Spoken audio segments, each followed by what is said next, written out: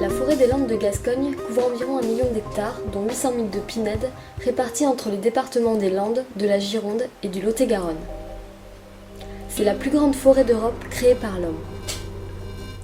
Elle appartient essentiellement à des sylviculteurs qui l'exploitent, l'entretiennent et la protègent, notamment contre les incendies. La lande est quadrillée par des milliers de kilomètres de pistes et de fossés servant de pare-feu. Les tours d'observation équipées de caméras, reliées à un central, surveillent la forêt nuit et jour. Depuis peu, la lutte contre l'incendie est renforcée par la présence de canadaires. À la fin du XVIIIe siècle, la région était encore un vaste marécage insalubre. L'instabilité des dunes empêchait l'écoulement des cours d'eau vers l'océan. Dès 1796, l'ingénieur Nicolas Brémontier expérimenta la culture des pins pour fixer la dune. Cette réussite fut suivie jusqu'en 1867 de la plantation de 90 000 hectares de pins le long du cordon littoral. Au début du XIXe siècle, la plaine intérieure reste mal drainée et est rebelle à toute activité agricole. C'est sous le Second Empire que l'ingénieur Chambrelan établit un plan de drainage, de défrichement et d'ensemencement forestier. Convaincu par la méthode Chambrelan, Napoléon III promulgua la loi du 19 juin 1857 sur l'assainissement et le boisement des landes communales. La tendance au reboisement gagna les propriétaires landais. Au cours des temps, les surfaces assainies couvertes de pins augmentèrent jusqu'à constituer le grand massif forestier d'aujourd'hui.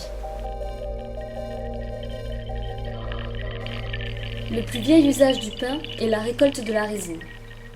La gemme était collectée sur l'arbre par une entaille dans le tronc et récupérée dans des pots appelés crucheux. La résine servait essentiellement à la production de l'essence de térébenthine et à la fabrication de bougies.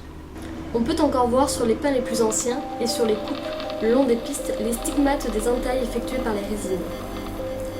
De nos jours, la résine ayant perdu tout intérêt économique, une filière bois complète s'est organisée autour de la forêt.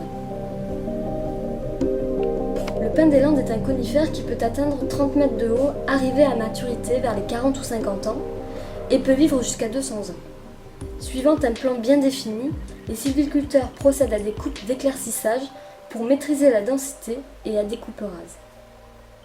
Les grumes serviront à la fabrication de lambris, de parquets ou de meubles. Une autre partie est destinée à la fabrication de la pâte à papier. Les industries de la filière bois permettent une gestion forestière compatible avec les équilibres écologiques et sont en accord avec une politique de développement durable.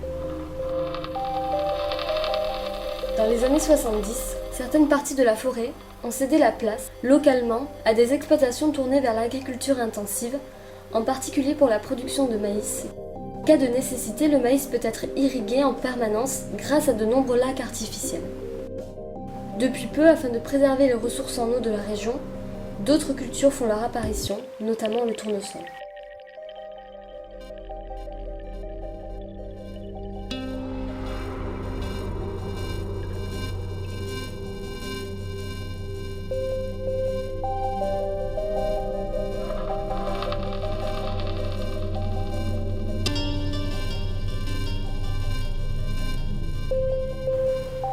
Pour autant, la forêt n'en a pas perdu sa nature traditionnelle et est devenue au fil des ans un lieu incontournable du tourisme vert.